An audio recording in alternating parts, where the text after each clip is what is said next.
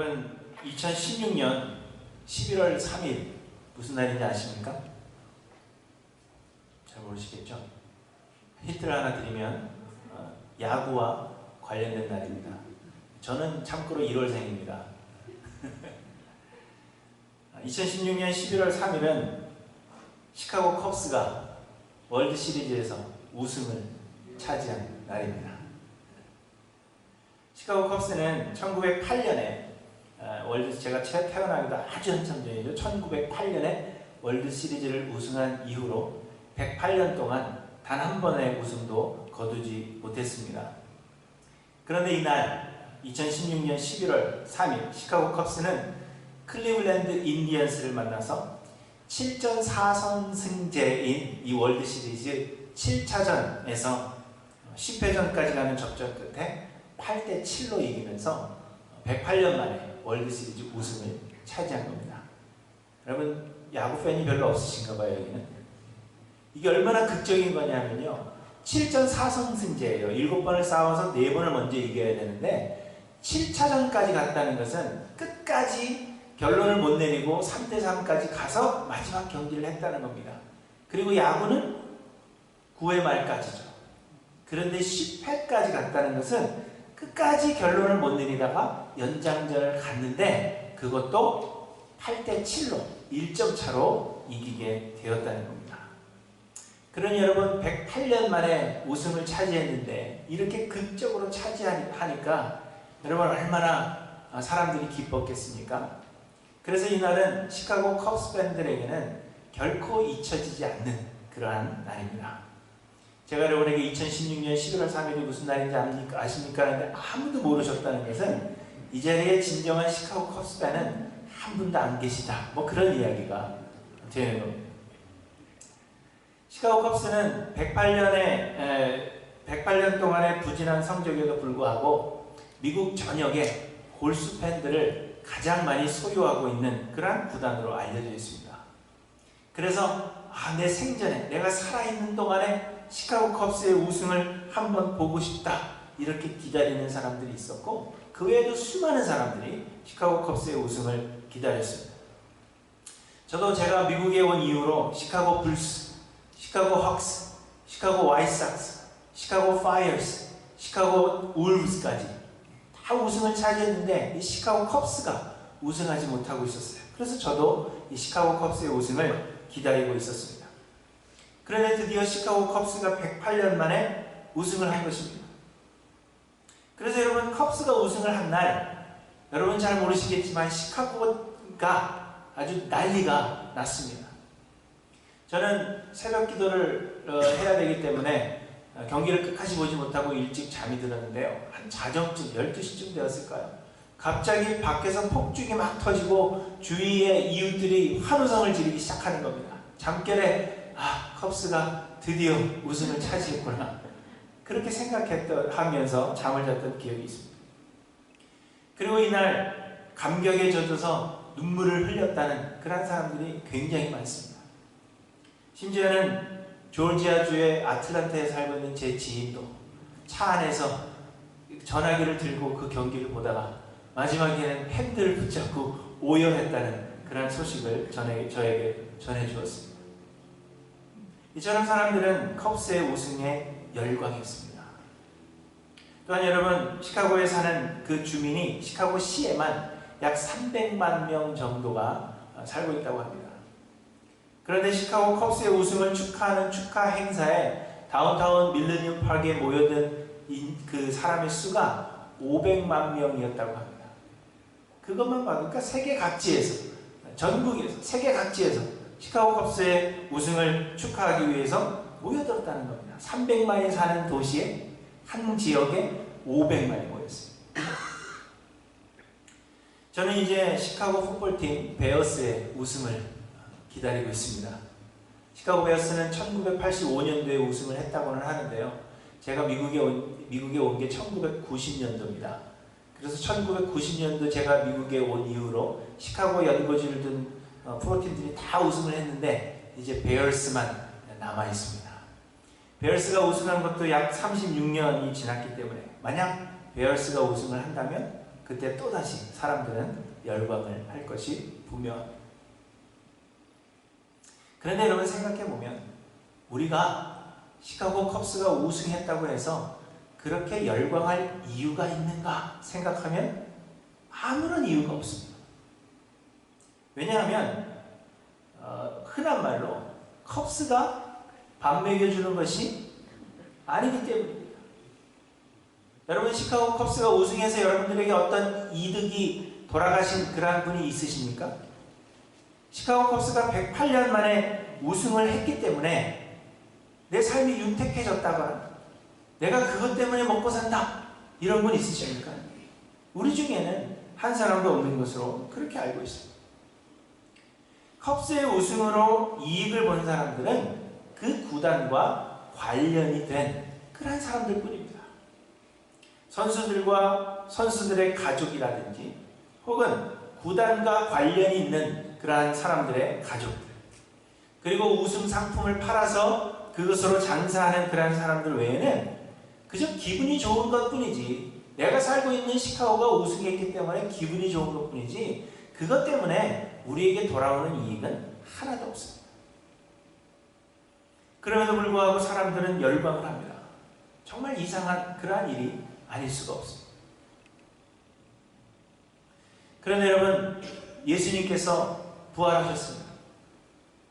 그리고 현대에는 수많은 사람들이 이 예수님의 부활을 기념합니다. 작년과 올해에는 이 코비드 때문에 우리가 함께하지 못했지만 부활절에는 수많은 사람들이 새벽 일찍부터 함께 모여서 연합으로 예배를 드립니다. 부활절 특별 예배를 드리기도 하고요. 또 부활절 만찬을 즐기기도 합니다. 계란을 서로 나누어 먹기도 하고, 저희 집 아이들도 오늘 저에게 와서 아빠 오늘 에그헌팅 해요? 물어보는 거예요. 제가 예전에 집에 주위에다가 계란을 숨겨놓고 아이들 보고 찾으라 그랬거든요. 그거 하느냐? 이렇게 물어보는 겁니다. 예수를 믿든지 믿지 않냐든지 수많은 사람들이 길거리를 지나다가 사람을 만나면 해피 이스터 이러면서 인사를 나눕니다.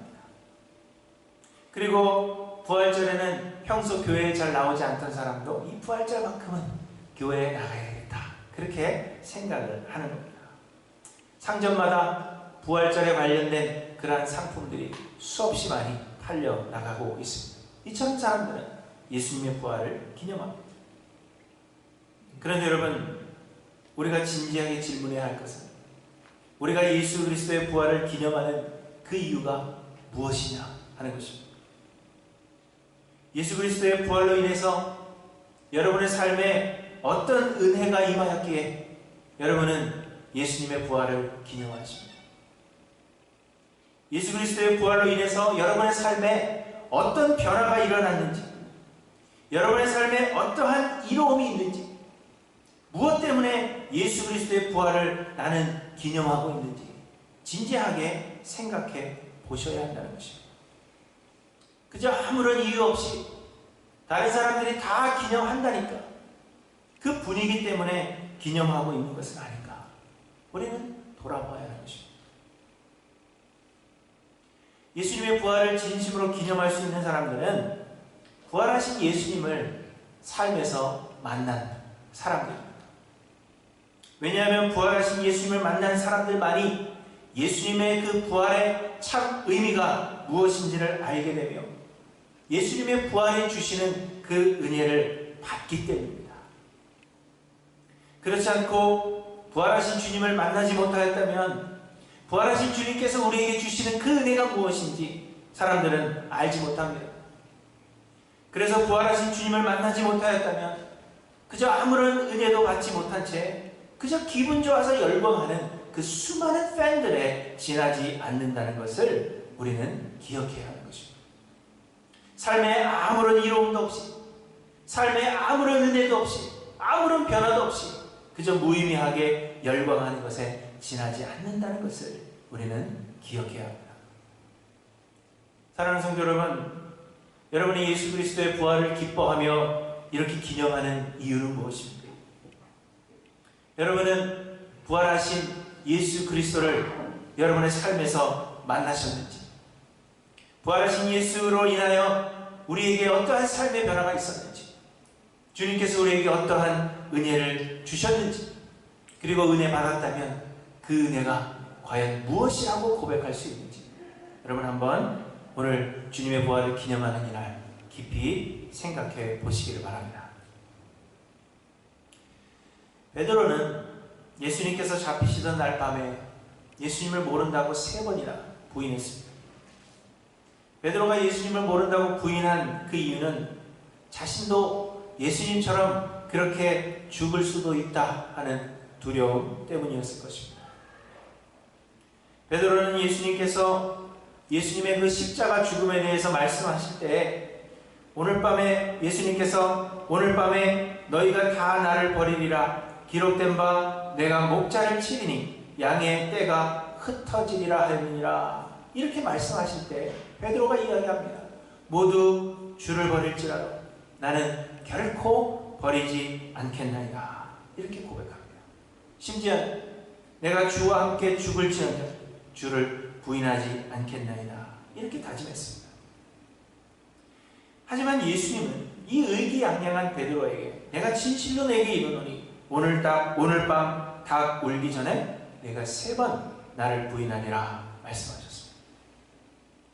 예수님께서 베드로에게 이렇게 말씀하신 이유는 죄인인 우리들의 힘으로는 우리가 아무것도 할 수 없다는 것을 말씀해 주시는 것입니다. 특별히 베드로가 약하기 때문에, 특별히 베드로가 나쁘기 때문에 그렇게 예수님을 부인하는 것이 아니라 우리 모두는 다 죄인이며 연약하기 때문에 우리가 아무것도 할 수 없다. 그것을 예수님께서 말씀해 주시는 것입니다. 우리는 주를 위하여 무슨 일이라도 하며 심지어는 주와 함께 죽겠노라고 그렇게 결단하지만 우리는 결코 그럴 수 없다는 것을 예수님께서 지적해 주고 계시는 것입니다. 그래서 결국 이 베드로는 예수님께서 말씀하신 대로 닭이 울기 전에 3번이나 예수님을 모른다고 저주하며 부인하였습니다. 부활하신 주님을 만나기 전 베드로는 이와 같이 그저 많이 배우지 못한 어부에 불과했고 겁쟁이에 불과했다는 것을 우리에게 말씀해 주시는 것입니다. 하지만 이런 베드로가 부활하신 주님을 만난 뒤에는 달라졌습니다. 부활하신 주님께서 베드로를 만나 주셔서는 예수님은 베드로에게 말씀하셨습니다. 내가 젊어서는 스스로 띠뛰고 원하는 곳으로 다녔거니와 늙어서는 내 팔을 벌리리니 남이 내게 띠띠우고 원하지 아니하는 곳으로 데려가리라. 이렇게 말씀하시면서 베드로가 주를 위하여 고난 당하여야 할 것을 말씀해 주신 것입니다. 그럼에도 불구하고 베드로는 이전처럼 고난당하기를 두려워한 것이 아니라 예수 그리스도의 복음을 두려움 없이 담대하게 전했던 것을 성경을 통해 우리는 보게 됩니다. 오순절 절기를 지키기 위해서 각지에서 예루살렘으로 모여든 그 수많은 사람들 앞에서 베드로는 담대히 복음을 전하였고 예수의 이름으로는 말하지도 말고 가르치지도 말라 그렇게 경고하는 대제사장의 문중 앞에서 바울은 이야기합니다. 하나님 앞에서 너희의 말을 듣는 것이 하나님의 말씀 듣는 것보다 옳은가 판단하라. 베드로는 이렇게 담대히 이야기했습니다. 그리고 베드로는 그 후로도 담대히 복음을 전하다가 순교한 것으로 그렇게 전해지고 있는 것입니다. 부활하신 주님을 만났기 때문에 그의 삶이 변하게 되었다는 것입니다. 사도 바울 역시 부활하신 주님을 만난 이후로 그의 삶이 완전히 변했습니다. 바울이 부활하신 주님을 만나기 전에는 그는 예수 믿는 사람들을 잡아 오히려 박해하던 그러한 사람이었습니다. 바울이 다메섹으로 가는 길에 빛을 보고 눈이 멀고 예수 그리스도의 음성을 들었을 그때에도 바울은 다메섹에 있는 그리스도인들을 결박하여서 예루살렘으로 호송하기 위하여 다메섹으로 가던 그러한 길이었습니다.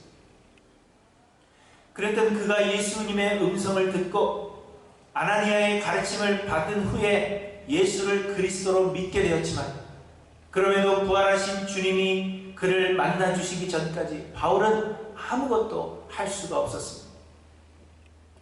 복음을 전하려고 했지만 유대인들이 바울을 죽이려고 했고 또 예수님의 제자들은 바울을 두려워하여서 바울의 회심을 믿어주지 않았습니다. 결국 바울은 아무것도 하지 못한 채 모든 것을 다 포기하다시피 하고 그의 고향인 길리기아 다소로 내려가야 했습니다. 그런데 그때 부활하신 예수님께서 그를 만나주셨습니다. 바울은 부활하신 예수님께서 게바에게 보이시고 후에 12제자에게와 그 후에 500여 형제에게 일시에 보이셨고 그 후에 야고보에게 보이셨으며 그 후에 모든 사도에게와 맨 나중에 만삭되지 못하여 난 자 같은 나에게도 보이셨느니라. 그렇게 고백합니다. 아마도 바울이 모든 것을 포기하고 길리기아 다소로 내려갔을 그때 부활하신 예수님께서 바울에게 보이셨던 것으로 그렇게 여겨지는 것입니다. 그래서 그 이후로 바울의 삶이 변했습니다. 바울은 자신의 생각과 계획과 욕심 등 모든 것을 다 내려놓고 버리고 육체로 자랑할 만한 모든 것들을 배설물로 여겼습니다. 바울은 자신을 철저히 부인하고 하나님을 온전히 의지하며 성령의 인도하심에 온전히 순종하는 사람으로 변해 있었습니다. 그리하여 바울은 여러 어려움과 박해를 당하고 심지어는 힘에 겹도록 심한 고난을 당하여 살 소망까지 끊어지고 마치 사형 선고를 받은 것 같은 그러한 상황이 되었어도 바울은 담대히 복음을 전했으며 결국 바울 역시도 순교한 것으로 그렇게 우리에게 전해지고 있습니다. 여러분, 이처럼 예수 믿는 사람들을 잡아 박해하던 그 사람이 오히려 예수 그리스도를 위하여 죽는 사람이 된 것은 그가 부활하신 주님을 만났기 때문입니다. 이는 베드로와 바울뿐만 아니라 그리스도의 복음을 담대히 전했던 모든 사도들과 또 우리의 믿음의 선조들이 마찬가지였습니다. 그들은 모두 부활하신 주님을 만난 그 이후로 그들의 삶이 변하게 되었다는 것을 우리는 보게 됩니다. 그렇다면 여러분들에게도 이런 변화가 있습니까? 우리는 예수님의 부활을 기념하겠노라고 이렇게 모여서 예배합니다. 과연 우리는 그 예수 그리스도를 부활하신 주님을 만난 사람인지, 부활하신 주님으로 인해서 은혜를 받고 부활하신 주님으로 인해서 우리의 삶에 어떤 변화가 일어나고 그랬기 때문에 그 기쁨으로 예수의 부활을 기념하는 사람인지, 아니면 그저 수많은 사람들이 의미를 알지 못한 채 무의미하게 그렇게 분위기에 젖어서 기념하는 것처럼 나 또한 그들 중에 한 사람은 아닌가, 우리는 돌아봐야 할 것입니다. 그러므로 여러분, 우리도 예수의 부활을 기념하는 것으로, 그것으로 만족할 것이 아니라 부활하신 주님을 만나야 하는 것입니다. 그렇다면 여러분, 부활하신 주님을 만난다는 것은 무엇입니까? 그것은 부활하신 주님이 내 안에 사시는 것을 의미하는 것입니다. 주님은 우리를 그냥 만나주시는 것이 아닙니다. 그냥 만나서 커피 한잔하고 담소나누고 내가 부활했다 그 사실을 알려주기 위해서 우리를 만나시는 것이 아닙니다. 부활하신 주님은 내 안에서 부활하시기를 원하십니다. 부활하신 주님은 내 안에 사시면서 내 삶의 주인이 되기를 원하시는 것입니다. 그렇기 때문에 부활하신 주님을 만났다는 것은, 부활하신 주님을 만난 사람은 그리스도께서 그 삶을 온전히 주장하시는 것입니다. 바울은 고백합니다. 내가 그리스도와 함께 십자가에 못 박혔나니 그런즉 이제는 내가 사는 것이 아니요 오직 내 안에 그리스도께서 사시는 것이라. 이제 내가 육체 가운데 사는 것은 나를 사랑하사 나를 위하여 자기 자신을 버리신 하나님의 아들을 믿는 믿음 안에서 사는 것이라. 부활하신 주님을 만나는 것은 이처럼 나는 죽고 내 안에 그리스도께서 사시는 엄청난 은혜를 받는 것입니다. 고린도전서 15장 20절에 이제 그리스도께서 죽은 자 가운데서 다시 살아나사 잠자는 자들의 첫 열매가 되셨다 말씀하십니다. 이는 곧 우리 모든 믿는 자들도 마지막 날에 그리스도처럼 다시 부활하게 될 것을 말씀하고 있는 것입니다. 뿐만 아니라 부활하신 예수님은 하나님 보좌 우편에 앉으사 이미 영광을 받으셨습니다. 빌립보서 2장 9절부터 보시면 이러므로 하나님이 그를 지극히 높여 모든 이름 위에 뛰어난 이름을 주사 하늘에 있는 자들과 땅에 있는 자들과 땅 아래에 있는 자들로 모든 무릎을 예수의 이름에 꿇게 하시고 모든 입으로 예수 그리스도를 주라 시인하여 하나님 아버지께 영광을 돌리게 하셨느니라. 이렇게 말씀하십니다. 예수님은 이미 영광을 받으셨습니다. 그리고 예수 그리스도를 쫓아가는 자들에게도 예수 그리스도의 이 영광에 참여하게 하실 것이라는 그 약속을 우리에게 주신 것입니다. 그래서 바울은 고백합니다. 나는 선한 싸움을 싸우고 나의 달려갈 길을 마치고 믿음을 지켰으니 이제 후로는 나를 위하여 의의 면류관이 예비되었으므로 주 곧 의로우신 재판장이 그날에 내게 주실 것이며 내게만 아니라 주의 나타나심을 사모하는 모든 자에게 도니라. 이렇게 이야기하십니다. 부활하신 주님을 만난 사람은 그 주께서 우리 안에 사시기 때문에 우리 안에 사시는 그리스도의 영으로 말미암아 이렇게 영생에 대한 확신과 또한 하늘나라 영광에 대한 확신을 가지게 된다는 것입니다. 뿐만 아니라 주님께서 우리를 그 영광의 길로 인도하시는 것입니다. 그렇기 때문에 베드로와 바울을 비롯한 믿음의 선조들은 부활하신 예수님을 만난 뒤로 그들의 삶이 변하게 된 것입니다. 그들이 복음을 전하다가 비록 죽는다 할지라도 그들은 훗날에 부활에 이를 것이며 예수 그리스도께서 이미 받으신 그 영광에 참여하게 될 것이라는 그 믿음을 그들의 심령 가운데 거하는 그리스도의 영이 끊임없이 말씀하여 주셨기 때문에 그들의 삶이 완전히 변하게 된 것을 이야기해 주고 있는 것입니다. 그들은 죽음을 두려워하지 않게 되었고 그리스도께서 맡기신 이 사명을 다하기 위해서 고난당하는 것을 두려워하지 않게 되었다는 것을 말해주는 것입니다. 사랑하는 성도 여러분, 여러분이 예수님의 부활을 기념하는 이유가 그저 분위기 때문이 아닙니까? 아니면 부활하신 주님께서 나를 만나주신 이 은혜, 그래서 내 삶에 부활에 대한 그러한 소망과 또 그리스도의 영광에 참여할 것에 대한 그러한 확신이 내 마음에 생겨나기 때문에 그래서 그 부활하신 주님을 우리가 기념하고 기뻐하고 있는 것인지 우리를 돌아봐야 하는 것입니다. 그리고 여러분, 오늘 본문은 우리가 어떻게 그 부활하신 예수님을 만날 수 있는지를 우리에게 말씀해 주시는 것입니다. 예수님은 십자가에서 죽으신 지 사흘 만에 부활하셨습니다. 그러나 예수님의 제자들은 예수님께서 부활하셨다 하는 이 사실을 알지 못했습니다. 그래서 몇몇 여인들이 그저 예수님의 시신에 향유를 부어야 되겠다 하는 마음으로 무덤을 찾았습니다. 그런데 가보니 무덤은 열려 있었고 예수님의 시신은 무덤에 없었습니다.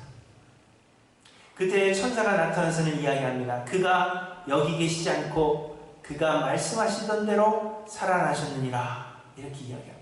그러면서 빨리 가서 그의 제자들에게 이르되 그가 죽은 자 가운데서 살아나셨고 너희보다 먼저 갈릴리로 가시나니 거기서 너희가 배우리라 하라.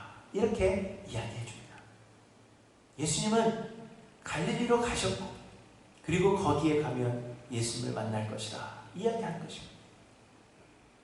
그리고 여자들이 제자들에게 알리고자 달려가는 그때에 예수님께서 여인들에게 나타나셔서는 그녀들에게 말씀하셨습니다. 가서 내 형제들에게 갈릴리로 가라 하라. 거기서 나를 보리라 하셨습니다. 예수님은 십자가를 지시기 전에도 내가 살아난 후에 너희보다 먼저 갈릴리로 가리라 그렇게 말씀하신 것입니다.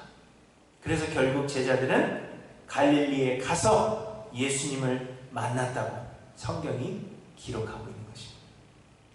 그렇다면 여러분, 예수님을 만나려면 어디로 가야 돼요? 갈릴리로 가셔야죠. 오늘 설교 제목이 갈릴리로 가라 하라 아닙니까? 왜 질문을 하겠어요?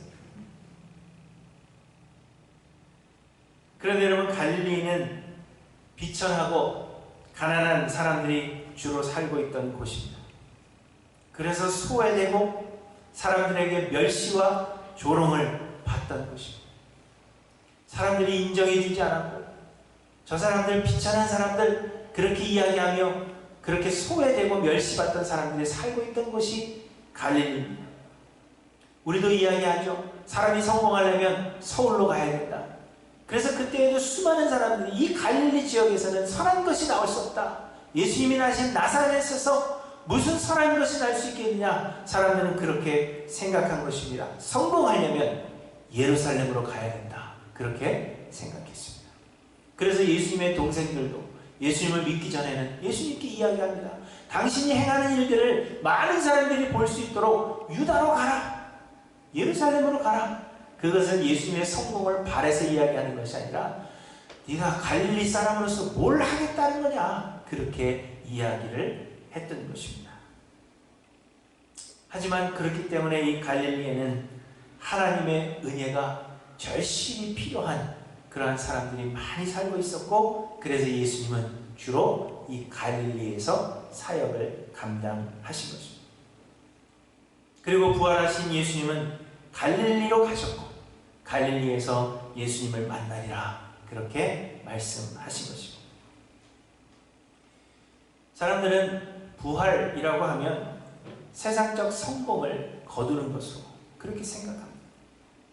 어떤 사람이 여러 번의 사업에 실패하다가 드디어 성공을 거두었다, 그래서 돈을 많이 벌었다 하면 우리는 그가 부활했다 그렇게 이야기를 하는 것입니다. 오랜 슬럼프를 겪다가 슬럼프를 깨고 성공하게 되면 우리는 부활했다 그렇게 이야기를 하고, 또 운동선수가 계속해서 경기에 지다가 경기에 마침내 이기게 되면 우리는 부활했다 그렇게 이야기를 하는 거죠.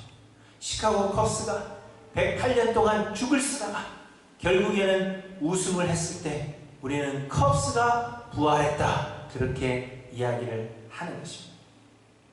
사람들은 부활했다 하면 좋고 편한 곳으로 가는 것으로 그렇게 생각을 하는 거죠.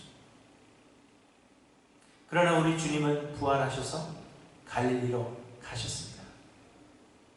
우리에게 부활이라는 것은 편하고 좋은 곳으로 가는 것이 아닙니다. 물론 최후의 부활 때는 우리가 편하고 좋은 곳으로 가겠죠. 그러나 우리에게 부활은 우리에게 맡겨진 사역을 다시 감당하는 것이 부활입니다.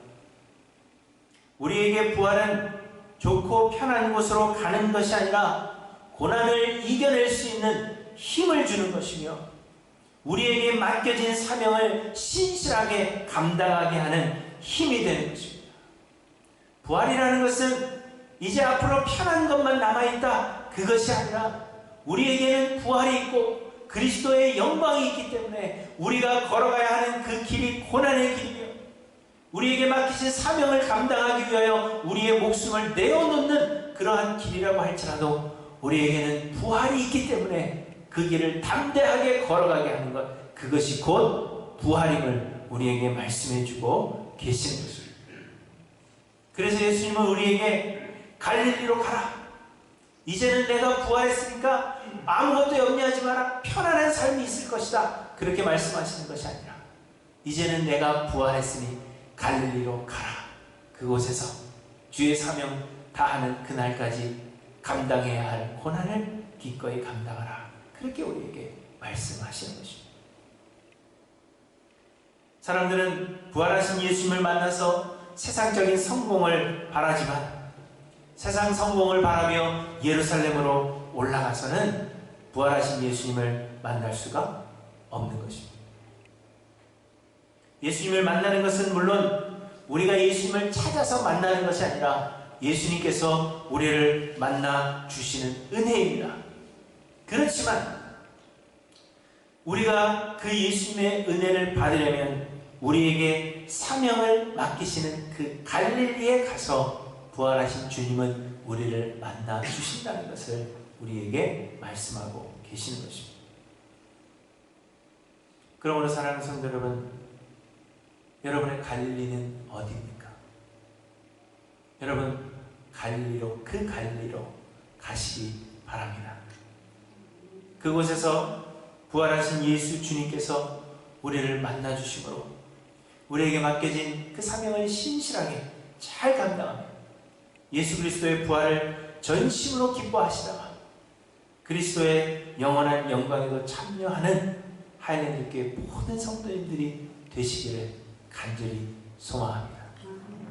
여러분의 갈릴리는 어디인지 생각하시고 예루살렘이 아닌, 유다가 아닌 여러분의 갈릴리로 가시기 바랍니다. 기도하십니다.